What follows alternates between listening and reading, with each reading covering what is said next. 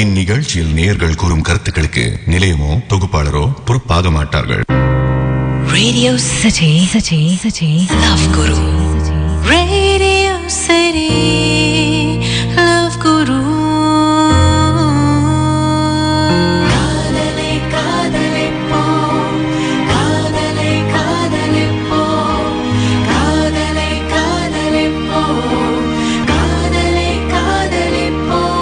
Radio City Love Guru FM na Radio City 91.1.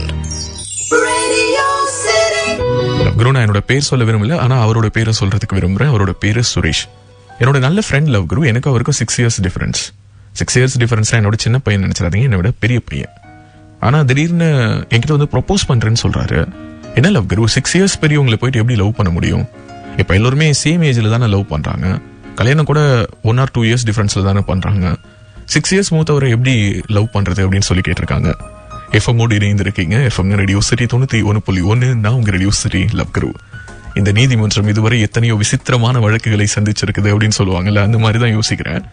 6 வயசு மூத்தவரை love பண்றதுல என்ன சங்கடம் அப்படின்னு சொல்லிட்டு எனக்கு தெரியல. மேபி அவங்க சொல்லியிருக்கக்கூடிய அந்த ஒரு வியூ அண்ட் பெர்செப்ஷன், இன்னைக்கு இருக்கக்கூடிய காதல் எல்லாமே அவங்க பார்க்கக்கூடிய வட்டத்துல சேம் ஏஜ்ல இருக்குது, அல்லது 1 or 2 years டிஃபரன்ஸ்ல இருக்குது. இன்னும் சொல்ல போனா 1 வயசு 2 வயசு கம்மியான நபர்களை கூட காதலிக்கிறாங்களே தவிர, அதாவது பெண்கள் ஆண்களை பொறுத்த மட்டும். சோ அப்படி இருக்கும்போது 6 வயசு அப்படிங்கிறது ஒரு பெரிய வித்தியாசமா நீங்க யோசிக்கிறது ஒரு வகையில பார்த்தா சரி. பட் அதனால அது ஒரு மிகப்பெரிய தப்புன்னு சொல்ல மாட்டேன். அந்த ஒரே ஒரு விஷயத்துக்காக மட்டும் அவரை நீங்க பிடிக்கல அப்படின்னு சொன்னீங்கன்னா, அல்லது அந்த ஒரே ஒரு விஷயம் மட்டும்தான் உங்களுக்கு ஒரு ஹெசிடேஷனா இருக்குது அப்படின்னா, அதை தூக்கி நீங்க தூரமா வைக்கலாம். இன்னைக்கு கூட அரேஞ்ச் மேரேஜஸ்ல 4 வயசு 5 வயசு 6 வயசு வித்தியாசத்துல எல்லாம் திருமணங்கள் நடக்கதான் செய்யுது.